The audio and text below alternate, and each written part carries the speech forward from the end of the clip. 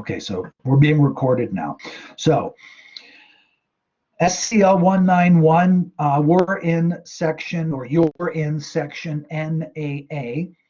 And so my name is Antoine Goulem, but I go by Tony because my experience with Anglos is that you can't say my name properly. And so I would prefer you call me Tony. And if we were meeting in class, I have a whole thing about first names, about why I want you to refer to me and to address me by my first name. We're not in class, so I'll just skip it.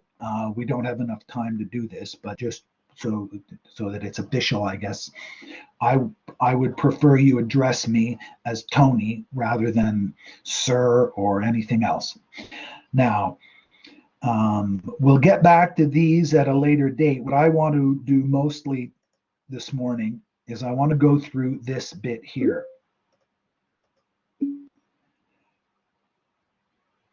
Excellent, thank you. So the first half of the course, 50% of your final grade will be dependent on the work that we do in the first half of the course. And that 50% will be broken down this way. There'll be 2 online multiple choice tests that you'll complete using the software through Blackboard. Now let's see if I can figure that out. I'm going to post later a screen capture video. It's about 1.5 minutes long on how to go and complete the online tests. But I want to see if I can do this.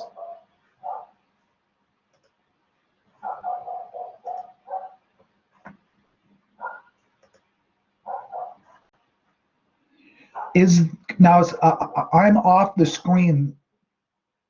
Anyway, let's just see. So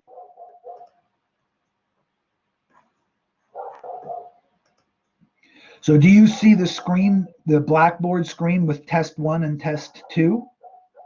Okay, excellent.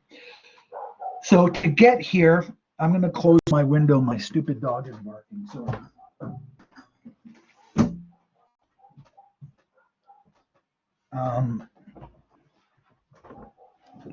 okay, you just click on test 1 and you click on test 2. You go to the assignments tab. I wonder how this is going to. So you go to the assignments tab. Can you see my cursor? Okay, great. So now you click on the assignments tab, and then when you're ready to take the test, you click on the test. It's a multiple choice test, and this is what it looks like. There are instructions here, and you have an hour. The questions show up one at a time, and then you answer the questions. Now, the main thing I want to call to your attention about the multiple choice tests is that they're based on the textbook. This course requires of you, okay, well, let me just go back to that quickly. Oh, I see. Okay. I haven't made the news analysis available to students yet. I'll make it available later today, and I'll explain why in a few minutes. But I want to finish with the tests, if that's okay. The tests are based on the textbook. You need the textbook in order to complete this course.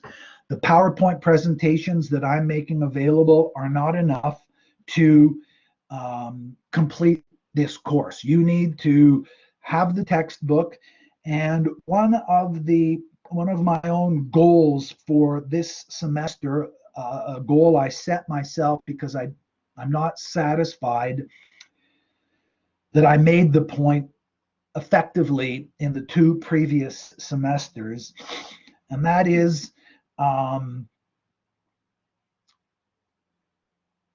about the role of reading in our program. I'll get into this in much more detail in the coming weeks.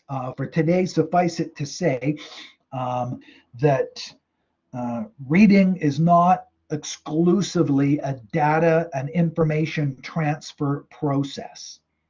And so it's not the case that the textbook contains a set amount of information and your job is simply to inject into your brain that amount of information, and that your brain, if the course operates successfully, that your brain would somehow have had injected into it 27 information bits or 239,618 information bits. That is not how humans think. That is not how the brain functions. That is not how the course is intended to operate.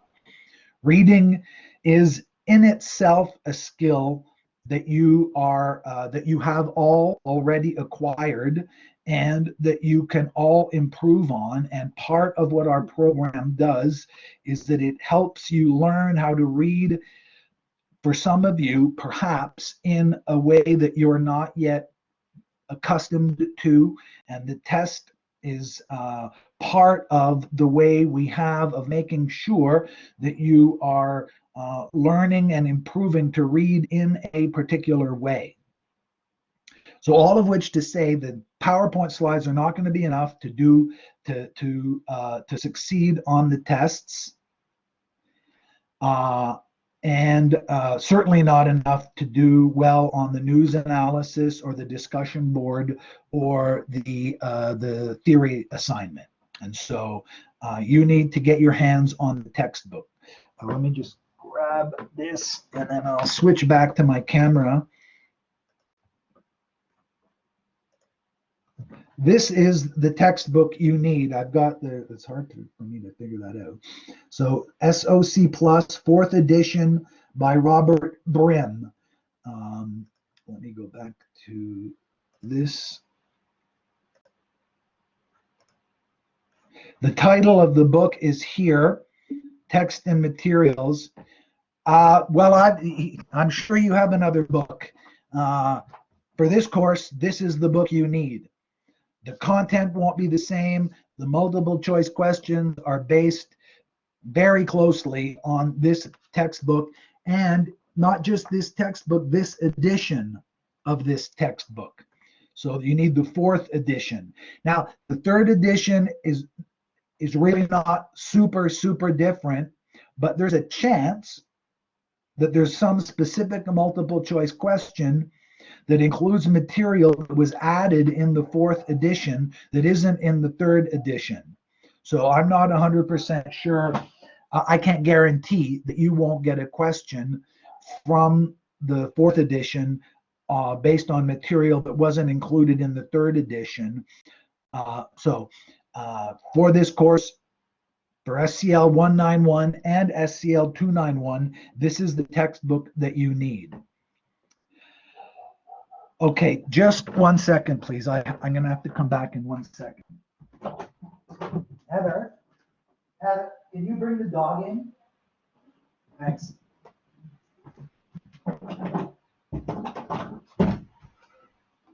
Okay, sorry about that.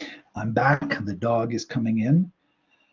That's a good question. Where did you get your other textbooks? I have a link somewhere. Yeah, through the Seneca bookstore. I have that link somewhere, and if you send me an email asking me that question, I will post a link on our course to the Seneca website. But you can get it through any number of lots of online. No, we're not using Imagining Sociology. We're using Soc Plus.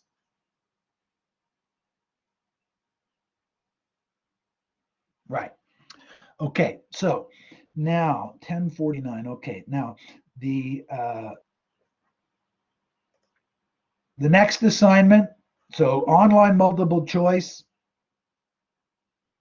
Right. And a lot of this,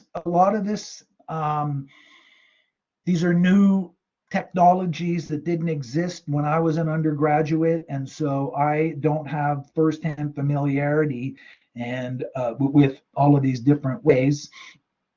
The publishers send me the textbooks, so I'm not 100% familiar, but I do know that the Seneca bookstore can make the book available to you, can get it sent to you. You can get online versions of it. You can rent the textbooks as electronic books.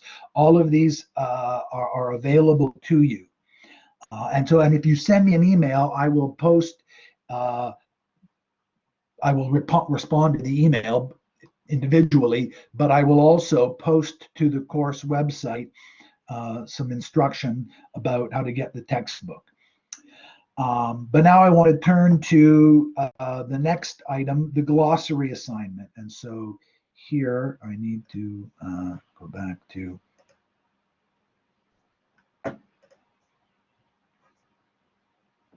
another reason that you need this specific textbook and not the other textbooks, the textbooks that we used in previous semesters. So the assignment, the glossary assignment, is due June 1st. It's worth 12.5% of your grade. Now let me just make this a bit bigger. Now, in the textbook, let me just reach my textbook here, and then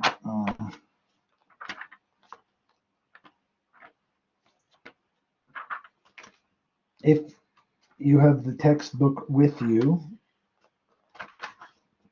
let me find. Okay, so on page 4 of the textbook, right, it says here. So the glossary assignment basically is going to require of you to use in context the specialized vocabulary that constitutes, okay, yeah.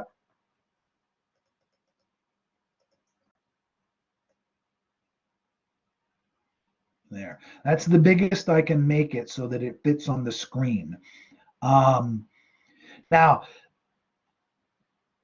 I'm going to make this assignment available in, I'm going to make this assignment available right now.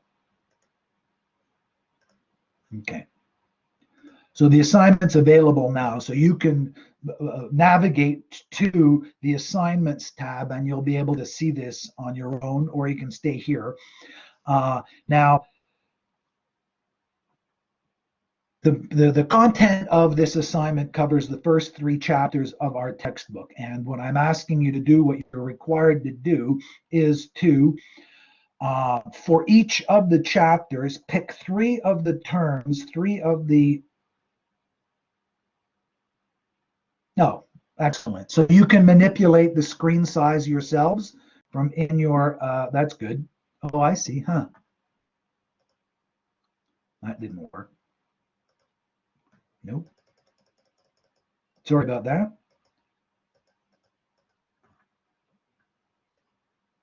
So we're back as big as I can get.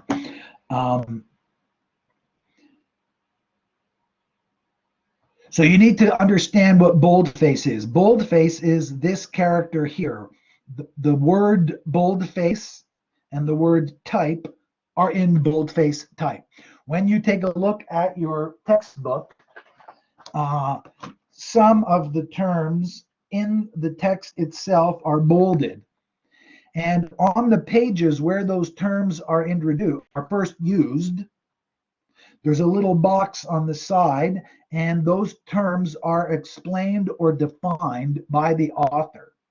And what this assignment requires of you to do is to describe and to use these terms to elaborate on your understanding of a specific news story. Now, I hadn't found until this morning the news story I wanted to use, and I didn't have time to update the Blackboard to include the link, but I will as soon as the lecture's over. I'm going to include the link to the story.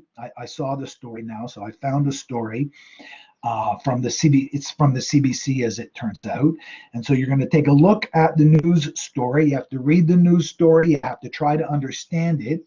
And then you need to identify terms from each of the first 3 chapters of the textbook. Specific terms, not terms you think are important for a variety of different reasons.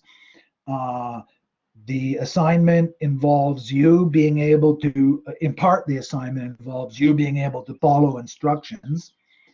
But much more importantly, the assignment involves you being able to demonstrate the ability to apply terms from the sociology textbook to a news story, that, in my opinion anyway, I think all of you, at least almost all of you anyway, will agree, a news story that has an impact on our lives as members of different communities. And so the story is about how the story I've decided, it's not going to be CERB, it's going to be about how Ontario Canadian teachers were surveyed by the CBC, and they're all very concerned about the impact of online teaching on students, but the impact of online teaching for students. And so you'll be asked to read that story and then to use the specialized vocabulary developed to explain the content of sociology from an introductory point of view, but apply those concepts and that terminology to that news story. And that is due, as I mentioned, June 1st, and it's worth 12.5% of your final grade. So 3 terms from each of the first 3 chapters. That's 9 terms that you have to use and explain. So that's, Mario, you have a question? Hey, Tony, yes. So you want us to choose 3 terms from each chapter. I'm reading in this little assignment. It says for each term you have chosen, first copy the definition. So when we first put the original definition, do you want it cited in MLA as well, or you know where it's coming from that we don't need to cite it? No, I know where it's coming from. You don't need to type it. And that's right. I want you to copy down. There's a couple of different purposes for this. But the main thing is to be clear. Yes, what you need to do to complete this assignment is just what you've described. Copy down the definition or the explanation. They're not all exactly definitions, but copy down what the author has said about the term or the expression. And then the second part of it is connect in some way, explain, describe, use that term to illustrate your understanding of the news story in such a way that it illustrates you've understood the term as well. Thank you for turning your mic on, Mario. That it makes me happy anyway, and I think it's good overall. Now, to submit the assignment in Blackboard, there'll be a link, and you just click on the link and upload it as a docx or a doc file, not a PDF file. There's a number of different reasons why I do that, but I want you to not use and not submit a PDF file. I want you to submit a docx file. Not because I'm a huge fan of Microsoft. I am not a huge fan of Microsoft, but we're held hostage basically by these large corporations, and there's no convenient way around this. And so that's the way it's going to have to be for this semester, basically. PDF Adobe is a giant corporation also, so it's not as though we're there's a way around this. So that's that assignment. And then the discussion board. Okay, so now the next thing I want to talk about, the last thing I really want to cover for sure, is the discussion board. Um, and I'll describe the assignment part of it, and then I'll walk you through how to get there through the Blackboard screen. And I will also be posting a brief screen capture video later on that will walk you through the keystrokes to complete the assignment. So to complete this assignment, you have to watch. Oh, cool. Huh. Did someone just draw on that? Oh, Mario, you have your hand up? Yeah? Nope. Oh, let me see. Okay, sorry, it was just it popped on the screen. Uh,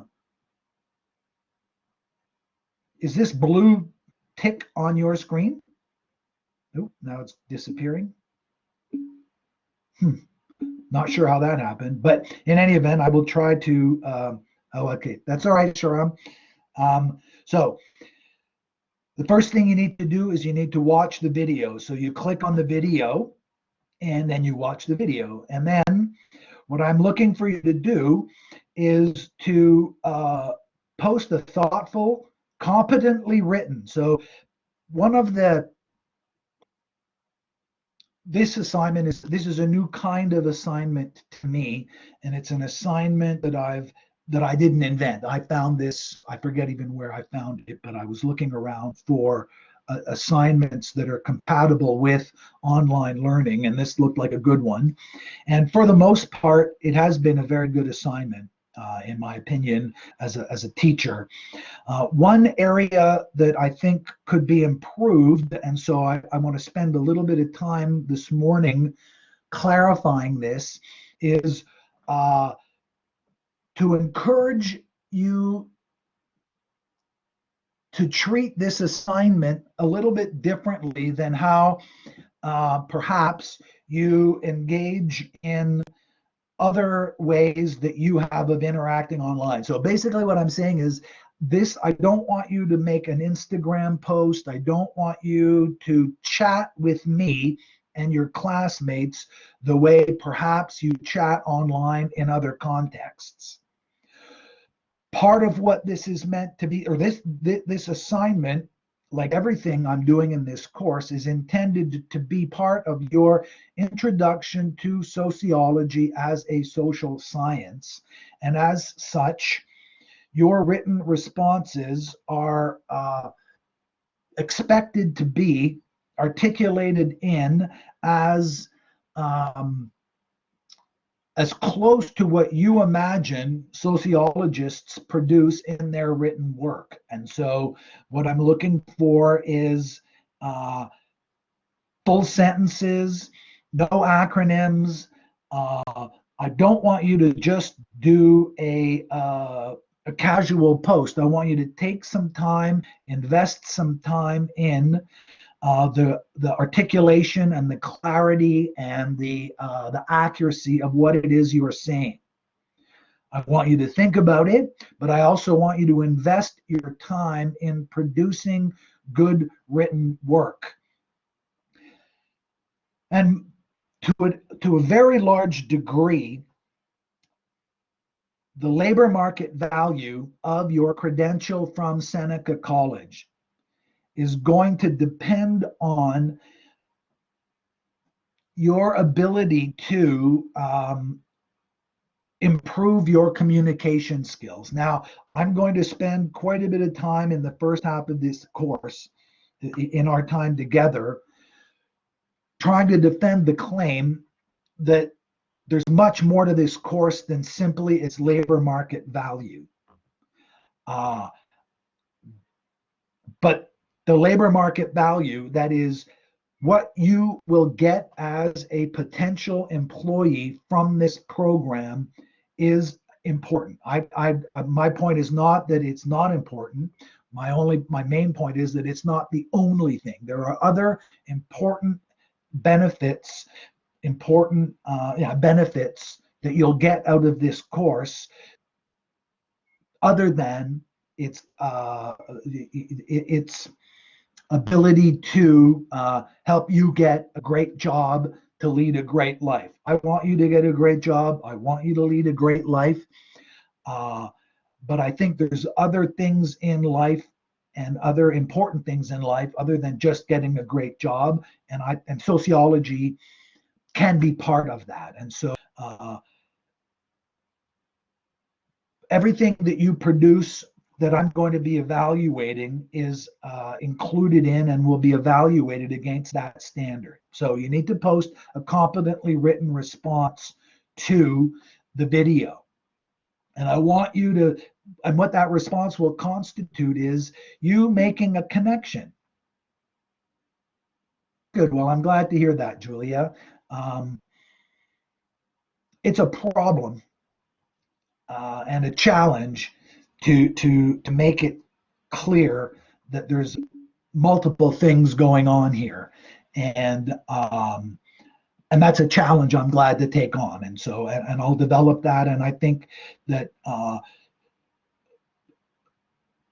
it's been a part of sociology from the very beginning of sociology as a university discipline, as a post-secondary exercise on the teaching side of it, and also on the production of scientific knowledge side of it, to create intellectual space for different forms of living a life. It's not just about getting a job. It's not just about participating in the capitalist economy and so on. But I want to get to that in a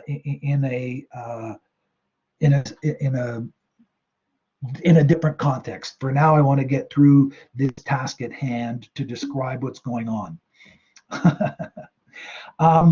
So you need to watch the video, and I want your personal responses. I want you to make connections between your lives as you understand them and what's being argued and what's being said and discussed in the video. But I want you to take the time to translate your own experience in a more formal, in a more specialized kind of expression. And I hope you can address this. I hope you can take this as a kind of intellectual exercise. I don't want to squash your voice. I want you to begin to practice translating your voice into different formats, because for the rest of your lives, if the past is any a guide to this, you will be expected in given contexts to express yourself using the formats of those contexts. And so I'm trying to model what that part of what that looks like in the way I speak to you, in the way in the written work I present to you for your consideration. The textbook is written in that way. So there are loads of models out there for what your writing is supposed to look like.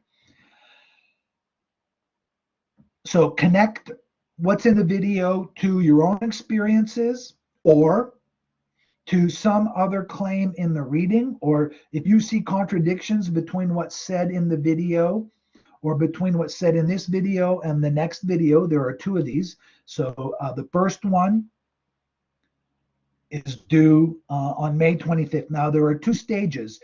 Each of these two will be graded out of 12. 10 of those 12 marks will depend on the first part. And 2 of those marks will be dependent on your response to your classmates. And so there's a staggered deadline. Your main response is due May 25th. And then I'm expecting you to touch back with and consult and take a look at your classmates' responses and post a response to those. Mario, go ahead, please. I didn't raise my hand, but since I'm here now, I have a question. Yeah. You say approximately 250 words. What if we go over? Is that fine? You're expelled. No, I'm kidding. Of course, I'm kidding.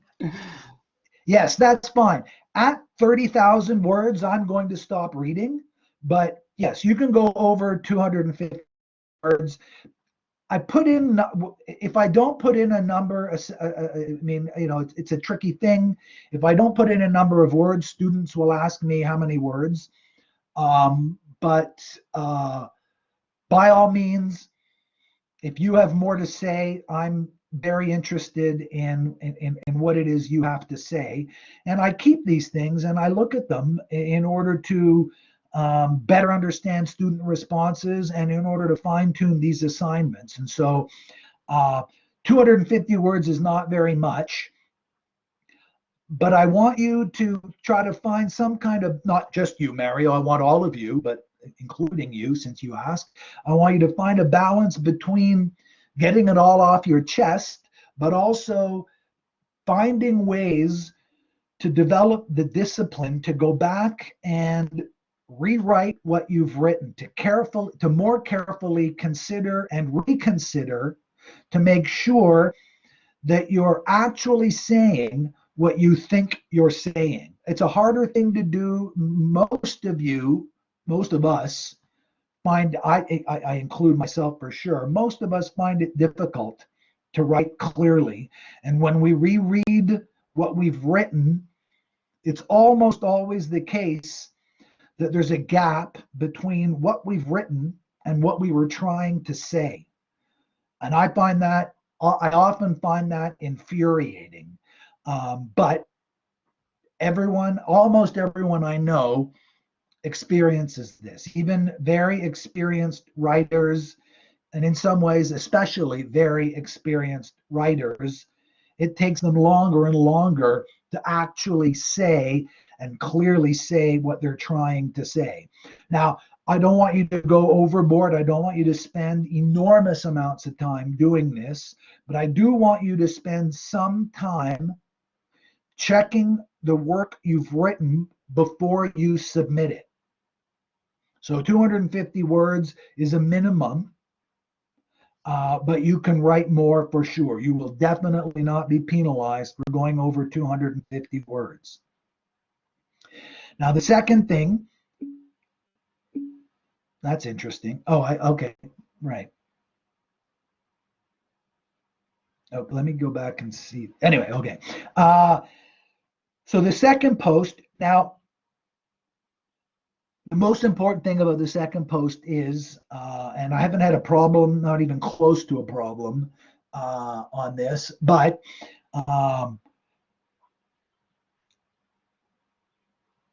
do not disrespect each other. Now, I am going to do my best to model this.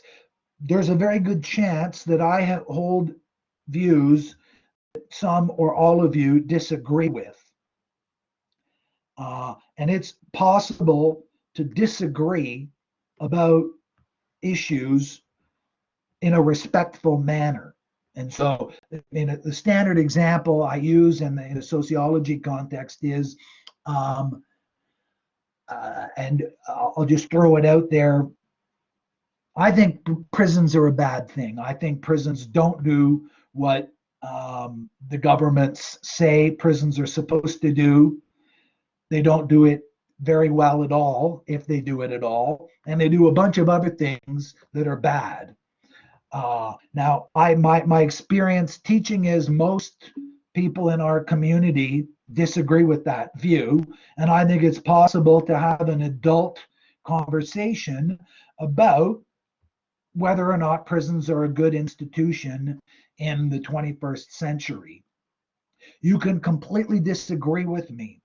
And in fact, just so we're clear, it's possible that you have very, very strong views of this. You might have been a victim of a crime and you feel that somehow my holding that view is disrespectful of you because I don't understand the pain that you will have been put through by having been the victim of a crime. And I want to be as clear as I can that what I'm talking about is an abstract claim that I think is, I mean, I'm serious about this. I'm not making this up. I do believe that prisons don't make our society better.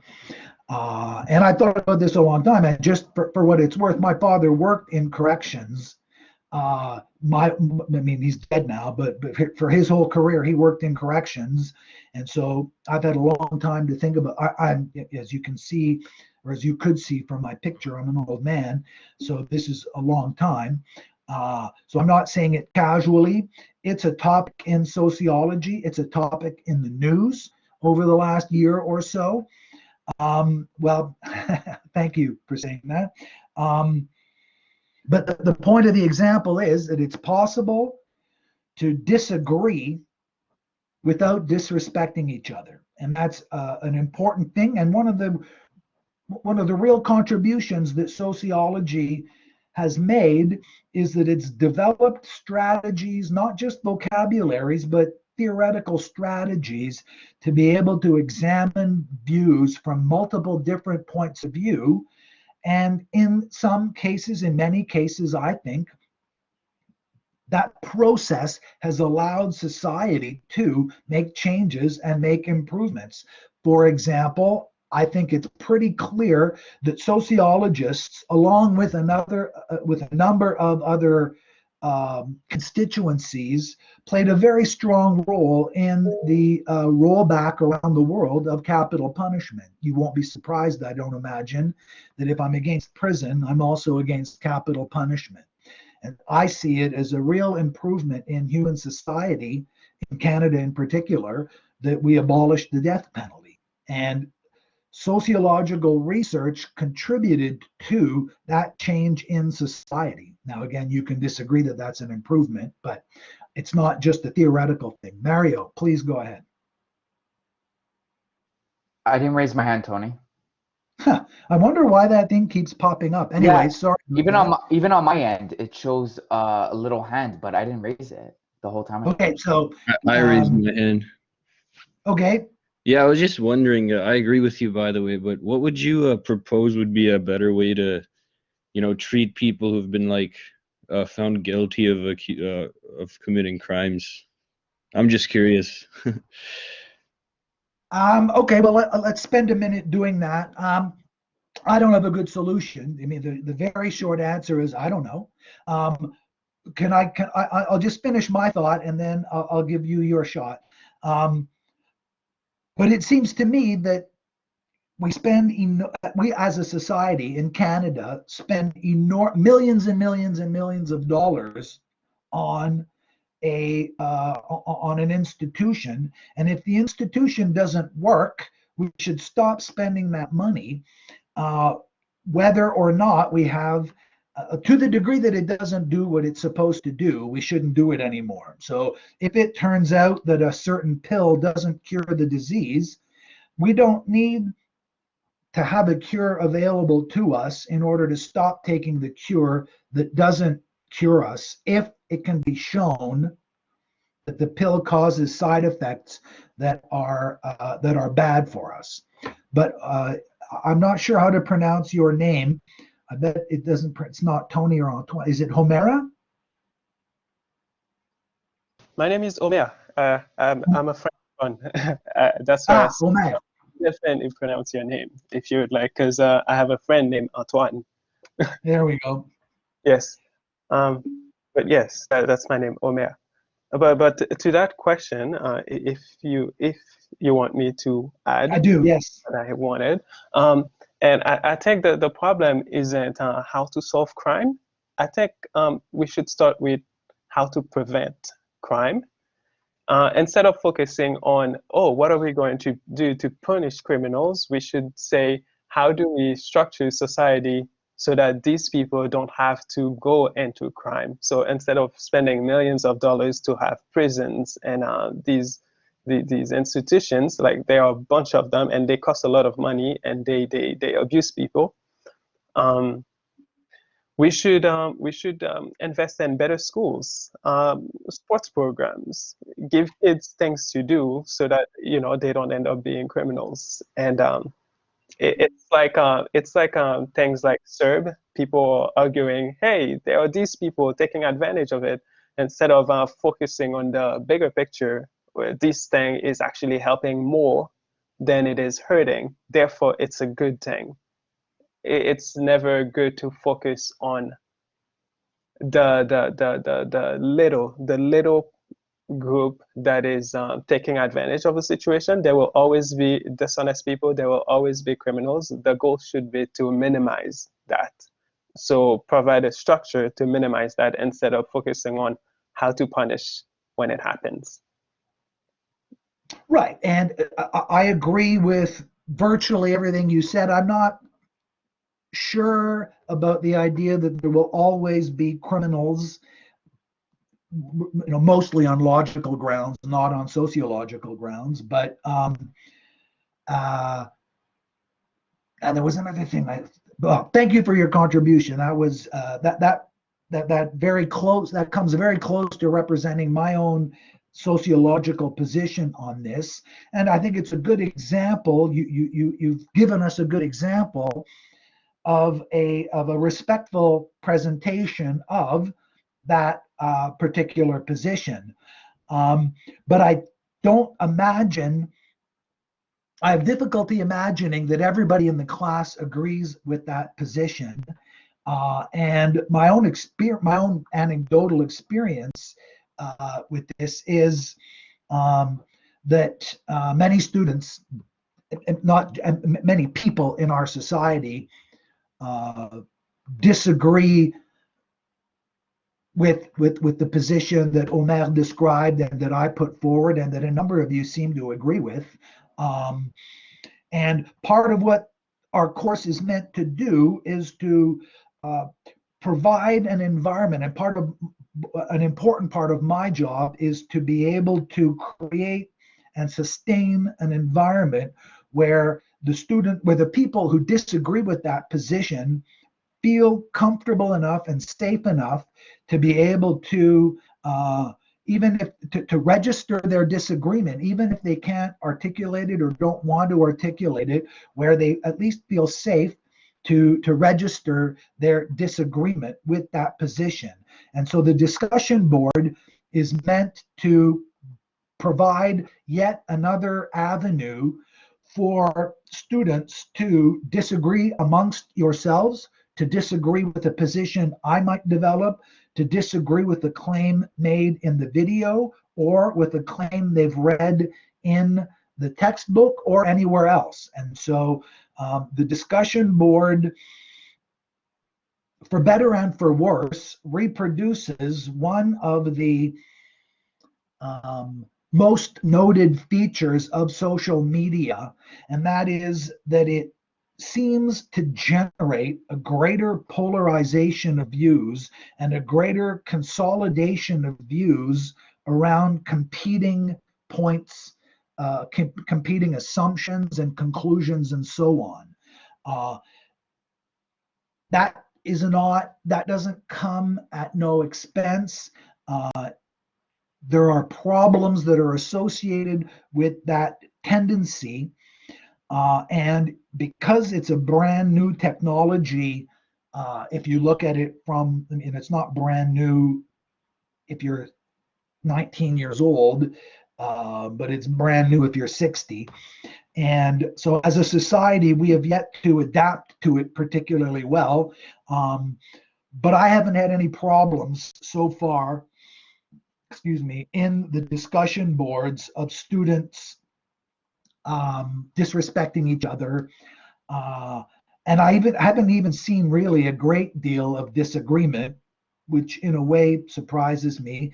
I think disagreement, as long as it's respectful disagreement, is a powerful intellectual tool to clarify one's views and to move discussions forward. So I'm trying to think of ways to encourage a more forthright discussion without generating vitriol or disrespect. But this is the main thing I want to do is describe the shape of the discussion, and The last thing then I want to do is, well, no, I won't even bother. I'm going to post a video with a screen capture video that shows you what links to press and all that. And I'll post that later today. And so that was everything. Well, I had hoped to get through this more, and what I wanted to do was to have 15 minutes or so to take a look at a couple of news stories. Well, I'll do that. I'm going to show you two news stories. Wait a minute, maybe.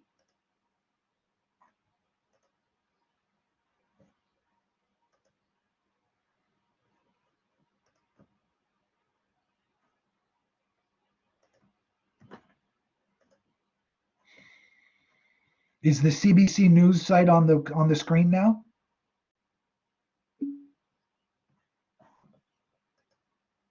Okay. So on this morning, where did we go here? On this morning's CBC News site, they posted this story. The province of Quebec is proposing changes to the Constitution around legislation that's been on the books in Quebec for a long, long time around the protection of French. And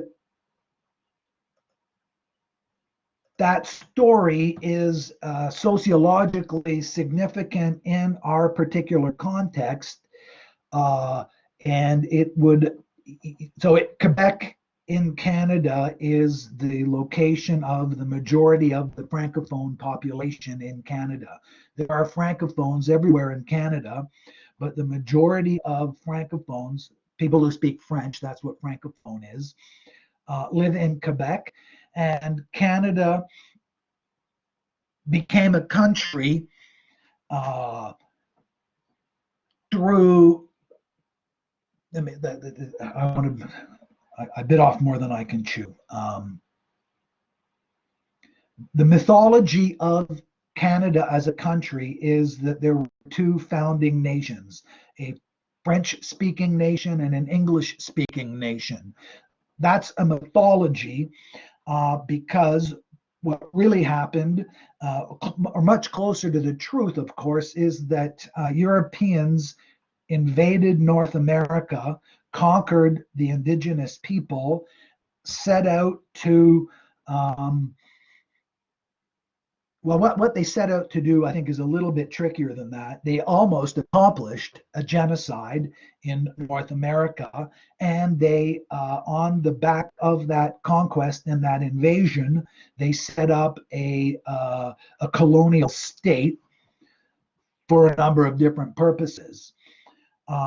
As a result of developments largely in Europe, the French control over North America was abandoned, and the English government, the government of England, the monarchy at the time, took over, and the population of invaders who had come from France, who stayed in North America, themselves became a kind of colonialized colonizer.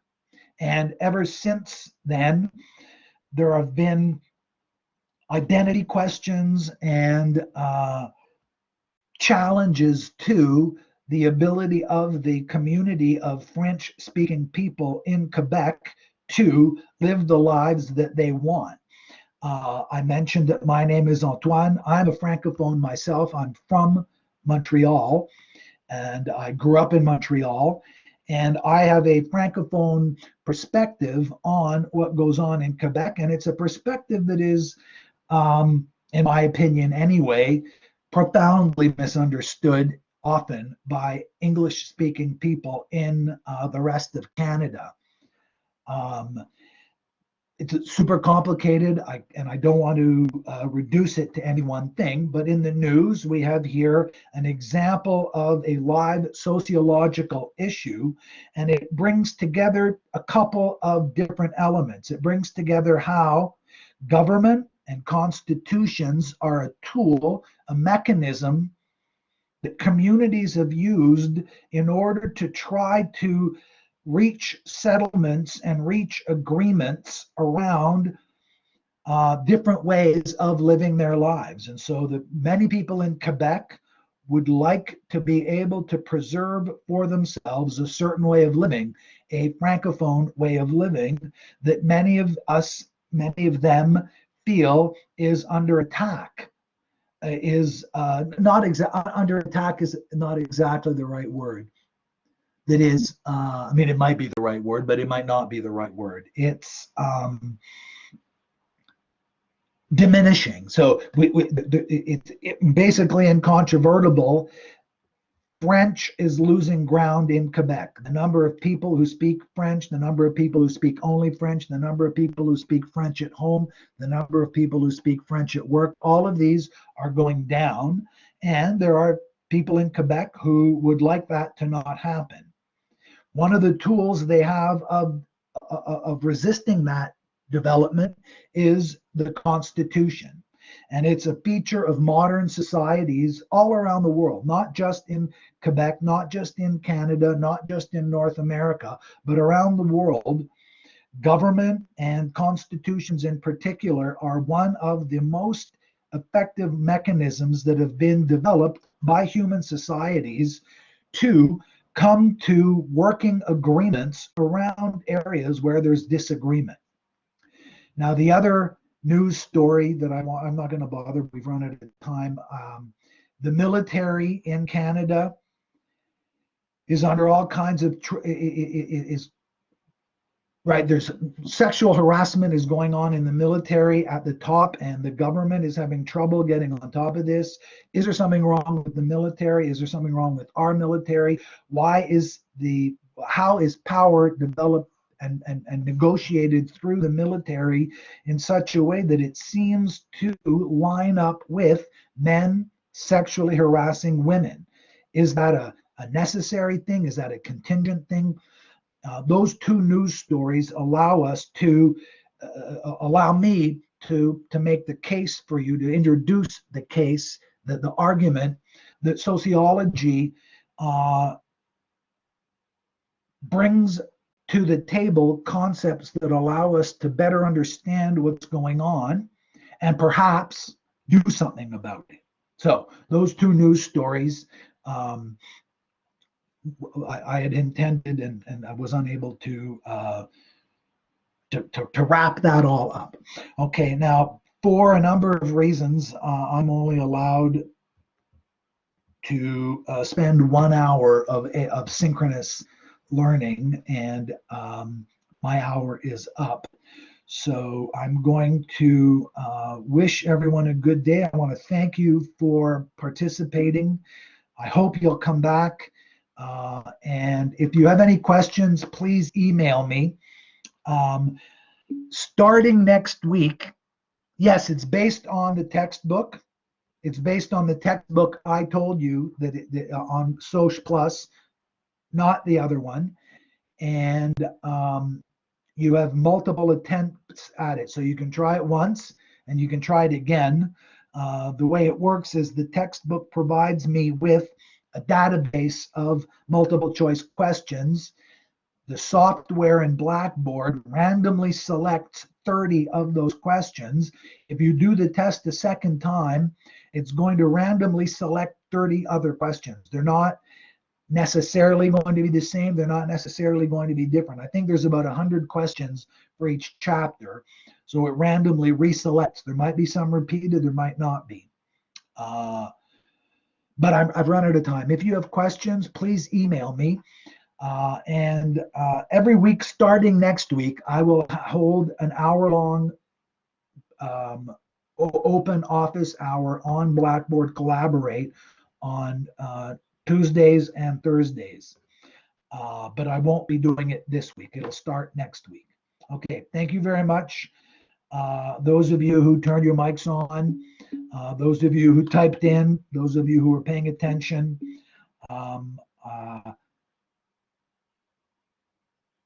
have a good week. Okay, ciao. I'm going to turn the recording off